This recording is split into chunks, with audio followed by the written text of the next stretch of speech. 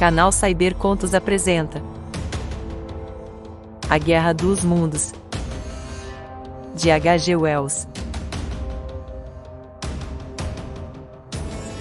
Capítulo 12. O que eu vi da destruição de Weybridge e Shepperton.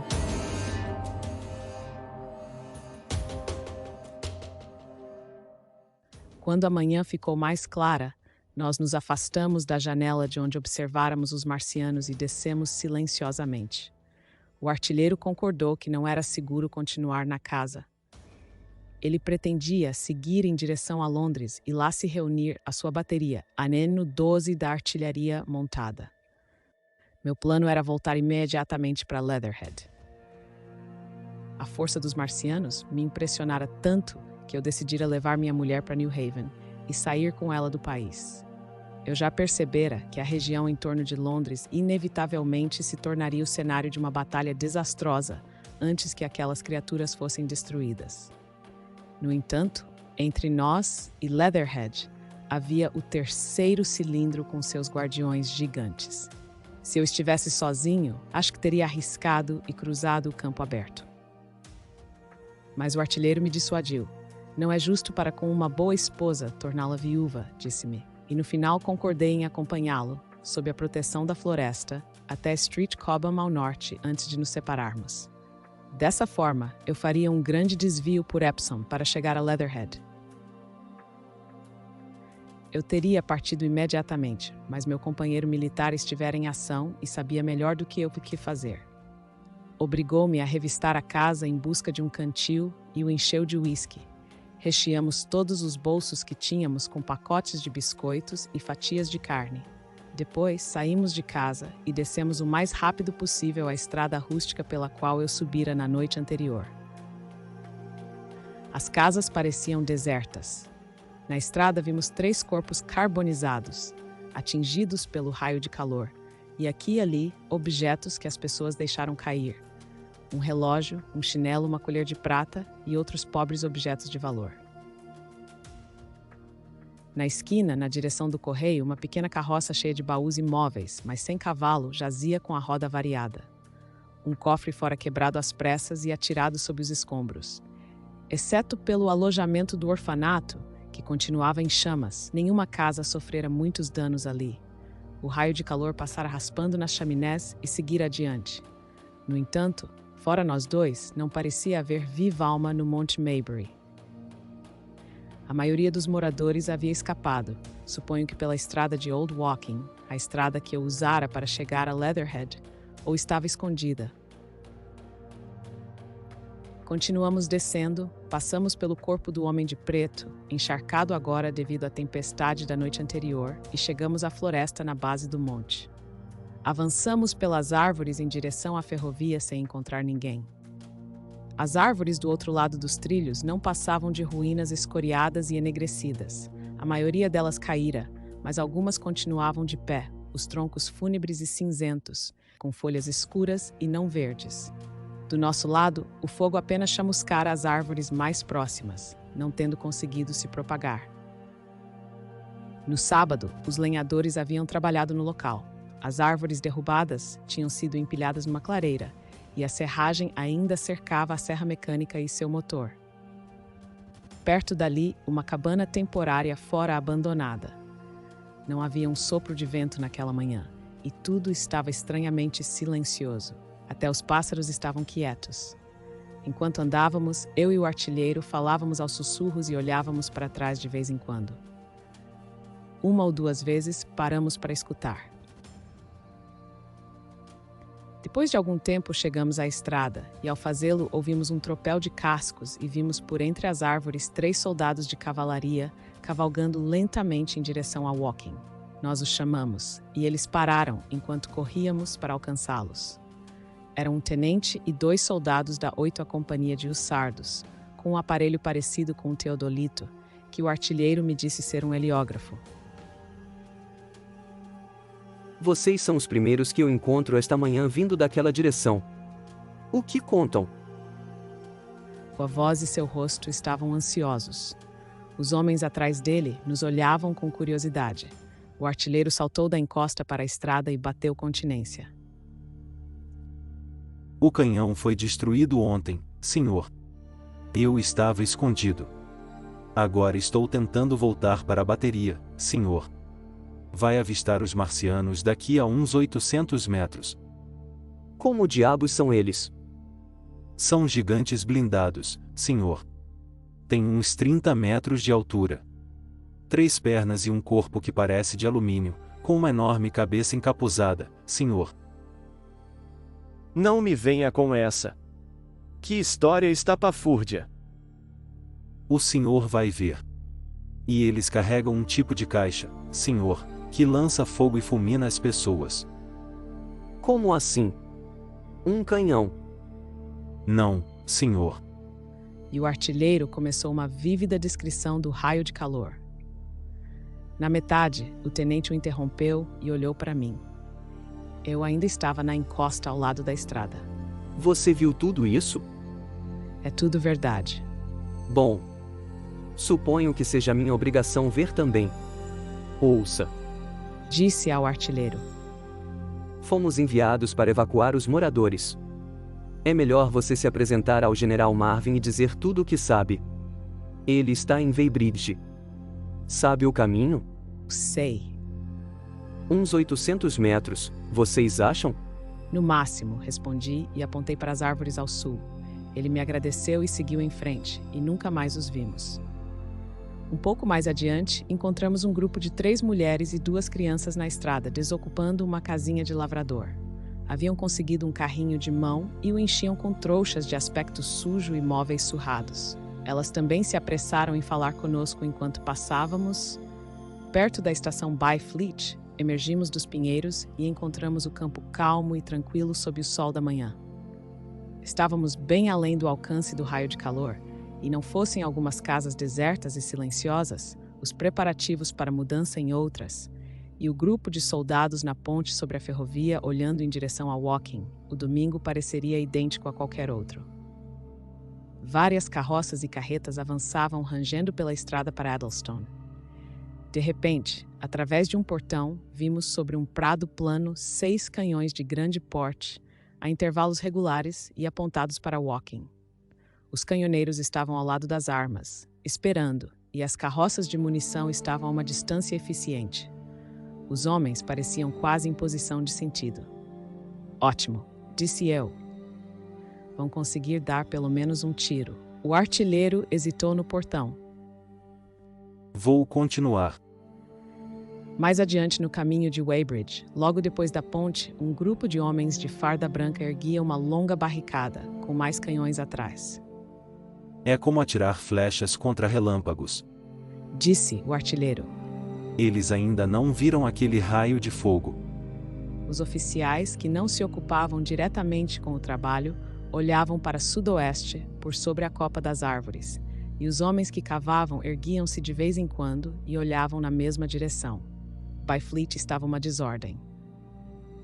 Moradores embalavam seus pertences e uma patrulha de hussardos, alguns a pé, outros montados, tentava evacuá-los. 3 ou 4 carroças pretas do governo, com cruzes dentro de círculos brancos e um ônibus velho, entre outros veículos, enchiam-se de gente na rua do vilarejo. Havia um grande número de pessoas, a maioria tradicional a ponto de vestir os trajes de domingo.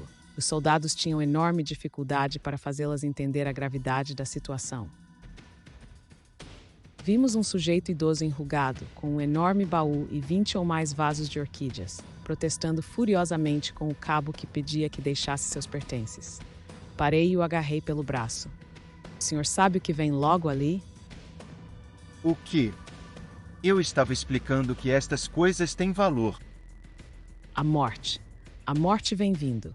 A morte. E, deixando que ele digerisse a mensagem se pudesse, corri para alcançar o artilheiro. Na esquina, virei-me para olhar. O soldado fora embora, e o velho ainda estava ao lado do baú com os vasos de orquídeas sobre a tampa, olhando vagamente por cima das árvores. Ninguém em Weybridge sabia dizer-nos onde o quartel-general havia sido instalado. Todo o lugar estava tomado por uma confusão como eu nunca vira em cidade alguma. Carroças, carruagens por toda parte, a mais espantosa miscelânea de veículos e cavalos. Os respeitáveis moradores do local, Homens em trajes de passeio e suas esposas, elegantemente vestidas, preparavam a mudança com a ajuda enérgica de alguns desocupados de beira de rio. As crianças estavam agitadas e, de modo geral, satisfeitíssimas com aquela incrível mudança na rotina dominical. No meio de toda a balbúrdia, o bravo padre chamava os fiéis para uma cerimônia matutina, fazendo vibrar o sino por sobre a confusão. Eu e o artilheiro, sentados num degrau da fonte, fizemos uma refeição bastante passável com o que leváramos conosco. Patrulhas de soldados, não os sardos agora, mas granadeiros de branco, orientavam os moradores a partir naquele momento ou se esconder nos porões assim que o fogo começasse. Enquanto cruzávamos a ponte da ferrovia, vimos que uma multidão se reunira dentro e ao redor da estação ferroviária, e a plataforma lotada estava cheia de baús e pacotes. O tráfego normal fora interrompido para permitir a passagem de soldados e canhões para Chertsey, e eu soube depois que houve uma luta brutal por lugares nos trens especiais que foram colocados mais tarde. Permanecemos em Weybridge até o meio-dia. Nessa hora, estávamos no local perto de Shepperton Lock, onde os rios Wey e Tamisa se encontram. Passamos algum tempo ajudando duas senhoras idosas a carregar uma pequena carroça. O Wey tem foz tripla, e no lado em que estávamos havia barcos para alugar e uma balsa que cruzava o rio. No lado de Shepperton havia uma estalagem com um gramado, e atrás, a torre da igreja, que foi trocada por um campanário, elevava-se acima das árvores. Lá encontramos uma agitada e barulhenta multidão de fugitivos. A fuga ainda não se transformara em pânico, mas já havia bem mais gente do que todos os barcos que iam e vinham eram capazes de transportar. Pessoas chegavam ofegando debaixo de pesados fardos. Um casal até levava uma pequena porta entre eles, com alguns bens domésticos empilhados sobre ela. Um homem nos disse que pretendia escapar pela estação de Shepperton. Muitos gritavam, e um homem até zombava da ameaça. A ideia que aquelas pessoas pareciam ter era de que os marcianos eram apenas seres humanos formidáveis, que podiam atacar e saquear a cidade, mas que certamente seriam vencidos no final. De vez em quando olhavam nervosamente sobre o Wey, para os prados no caminho de Chertsey, mas tudo estava tranquilo por lá. Do outro lado do Tamisa, exceto onde os barcos aportavam, tudo estava calmo, em vívido contraste com o lado de Surrey. Os passageiros que desciam dos barcos avançavam pela trilha. A grande balsa acabara de fazer um trajeto. 3 ou 4 soldados estavam no gramado da estalagem, olhando para os fugitivos e gracejando, sem oferecer ajuda. A estalagem estava fechada, pois ainda era cedo. "Que foi isso?" gritou um barqueiro. "Cale a boca, seu imbecil!" Disse um homem perto de mim para um cachorro que uivava. Então o som se repetiu, dessa vez da direção de Chertsey, um baque surdo, o som de um canhão. A batalha começava. Quase imediatamente, baterias invisíveis do outro lado do rio, à nossa direita, ocultas pelas árvores, juntaram-se ao coro, disparando fortemente uma depois da outra. Uma mulher gritou. Todos ficaram imóveis com a súbita eclosão da batalha, próxima, mas ainda invisível para nós. Tudo o que enxergávamos eram prados lisos, vacas pastando placidamente e salgueiros prateados e podados, imóveis sob o sol quente. "Os soldados vão pará-los." Uma mulher ao meu lado, em tom duvidoso. Uma névoa se formou sobre as árvores. Então, de repente, vimos uma explosão de fumaça à distância, rio acima, uma nuvem que saltou para o céu e lá pairou, e imediatamente o chão oscilou e uma forte detonação sacudiu a atmosfera, quebrando 2 ou 3 janelas nas casas próximas e deixando-nos atônitos. "Lá estão eles. Ali. Estão vendo? Ali." Rapidamente, um após o outro, 1, 2, 3, 4 marcianos encouraçados apareceram ao longe sobre as arvorezinhas, do outro lado dos prados que se estendem em direção a Chertsey, avançando a grandes passadas para o rio. No começo, pareciam pequenas figuras encapuzadas com movimentos ágeis, velozes como pássaros. Então, avançando em sentido oblíquo em nossa direção, surgiu um quinto. Seus corpos blindados brilhavam ao sol, enquanto eles se moviam em velocidade em direção aos canhões, tornando-se rapidamente maiores enquanto se aproximavam. O mais distante à esquerda brandiu uma enorme cápsula no ar, e o fatal e terrível raio de calor, que eu já vira na noite de sexta, abateu-se sobre Chertsey e fulminou a cidade. Ao ver aquelas estranhas, velozes e terríveis criaturas, a multidão à beira do rio pareceu por um momento paralisada de terror. Não houve gritos ou berros, mas silêncio. Em seguida, um murmúrio rouco, um movimento de pés, um jorro d'água. Um homem, assustado demais para largar a mala que levava no ombro, virou-se bruscamente e golpeou-me com seu fardo. Uma mulher me deu um empurrão para passar. Eu me virei com o turbilhão de gente, mas não estava apavorado demais para pensar. O terrível raio de calor dominava minha mente. Mergulhar na água era a saída. Mergulhem na água, gritei em vão. Olhei ao redor outra vez e, correndo em direção ao marciano que se aproximava, lancei-me até a praia de pedregulhos e mergulhei na água. Outros fizeram o mesmo. Os passageiros de um barco que voltava saltaram na água enquanto eu passava. As pedras sob meus pés eram cheias de limo e escorregadias, e o rio estava tão baixo que corri cerca de 7 metros com a água pela cintura. Então, quando os marcianos erguiam-se a menos de 100 metros de distância, mergulhei sob a superfície. O impacto das pessoas que saltavam dos barcos no rio soava como trovões nos meus ouvidos. Pessoas se apressavam a desembarcar nos dois lados do rio. Mas a máquina marciana não deu mais importância às pessoas, que corriam de um lado para outro, do que um homem daria depois de chutar um formigueiro ao desespero das formigas. Quando, quase sufocando, tirei a cabeça da água, a cabeça do marciano apontava para as baterias que ainda disparavam do outro lado do rio e, avançando, agitava o que devia ser o gerador do raio de calor. No momento seguinte, ele estava na margem e, numa passada, já atravessara metade do rio. Os joelhos de suas pernas dianteiras se dobraram na outra margem, e no momento seguinte ele já se erguera completamente outra vez, perto do vilarejo de Shepperton. Imediatamente, os 6 canhões que, sem que ninguém na margem direita soubesse, haviam estado escondidos nas cercanias da cidade, dispararam ao mesmo tempo. As detonações súbitas e próximas, uma após a outra, fizeram meu coração saltar. O monstro já erguia a cápsula geradora do raio de calor quando a primeira granada explodiu 6 metros acima de sua cabeça. Dei um grito de espanto. Esqueci completamente os outros 4 monstros marcianos. Minha atenção estava toda voltada para o incidente mais próximo. No mesmo instante, 2 outras granadas explodiram no ar perto do corpo do monstro, enquanto a cabeça girava a tempo de receber, mas não de evitar, a 4ª granada. Ela explodiu bem no rosto da coisa. A cabeça inchou, reluziu e se espalhou em uma dúzia de fragmentos de carne vermelha e metal brilhante. "Na mosca!" exclamei, ao mesmo tempo um grito e uma aclamação. As pessoas na água ao meu redor responderam com outros gritos. Quase pulei fora do rio, tão grande foi minha alegria naquele momento. O colosso decapitado cambaleou como um gigante bêbado, mas não caiu.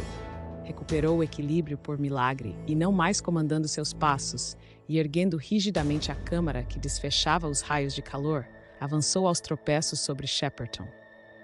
A inteligência viva, o marciano dentro da cabeça encapuzada, fora despedaçada e espalhada aos 4 ventos. E a coisa agora não passava de um mero e gigantesco aparelho de metal que se precipitava para a destruição. Avançou em linha reta, incapaz de guiar-se. Atingiu a igreja de Shepperton, derrubando-a com o impacto de um ariete. Inclinou-se para o lado, cambaleou mais um pouco e despencou com força tremenda no rio, além da minha visão.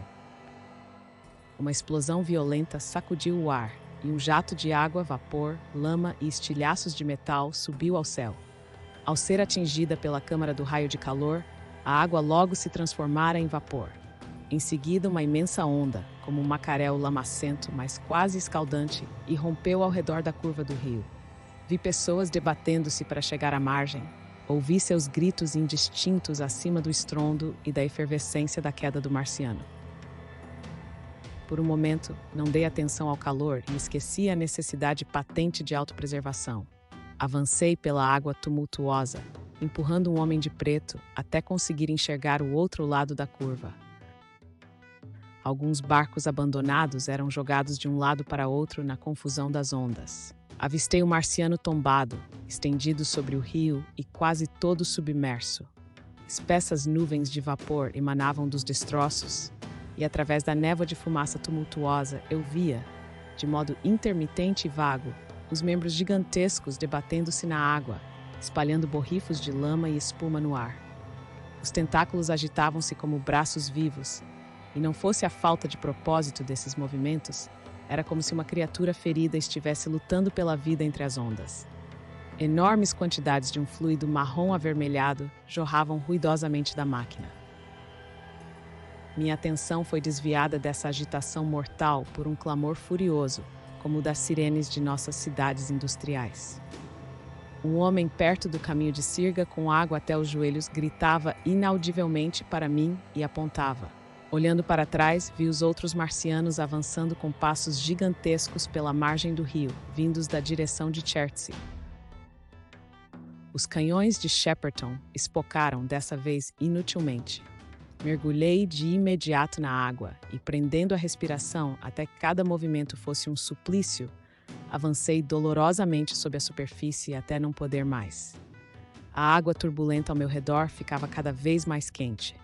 Quando ergui a cabeça por um momento para respirar e afastar os cabelos e a água dos olhos, o vapor subia, formando uma névoa branca e revolta que no começo ocultou totalmente os marcianos.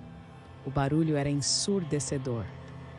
Então os vi vagamente, colossais figuras cinzentas, ampliadas pela névoa. Haviam passado por mim, e 2 deles inclinavam-se sobre as ruínas turbulentas do companheiro.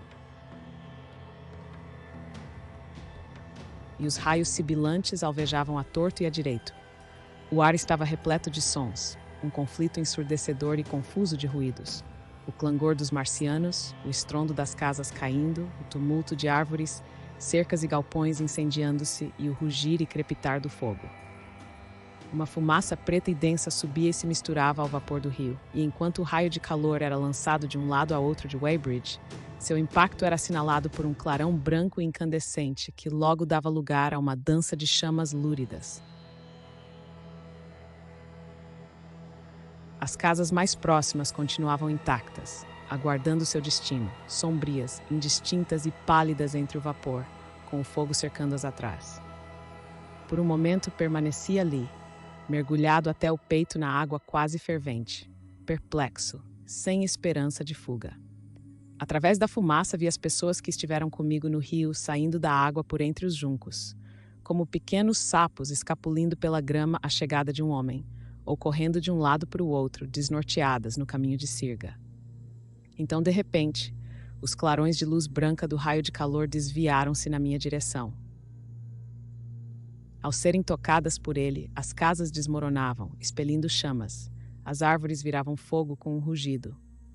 O raio percorria de cima a baixo o caminho de Sirga, fulminando as pessoas que corriam de um lado para outro, e veio dar na beira d'água, a menos de 50 metros de onde eu estava. Cruzou velozmente o rio em direção a Shepperton, e a água em seu rastro ergueu-se como uma cicatriz em ebulição cristalizada pelo vapor. Voltei-me para a margem. No momento seguinte, a imensa onda, quase em ponto de fervura, precipitou-se em minha direção. Gritei e, escaldado, quase cego, agoniado, lancei-me aos trancos pela água revolta e sibilante em direção à margem. Se tropeçasse, seria o fim. Caí indefeso, em plena vista dos marcianos, sobre a ampla e pedregosa península que demarca o ângulo entre o Wey e o Tamisa, e esperei a morte. Tenho uma vaga lembrança do pé de um marciano pousando a 20 metros da minha cabeça, mergulhando no cascalho solto e erguendo-se novamente. Depois de um longo suspense, os 4, carregando os destroços do companheiro entre si, nítidos e depois indistintos através de um véu de fumaça, recuaram interminavelmente. Pareceu-me por uma vasta extensão de rio e campina. E então, muito aos poucos, compreendi que eu havia escapado por milagre.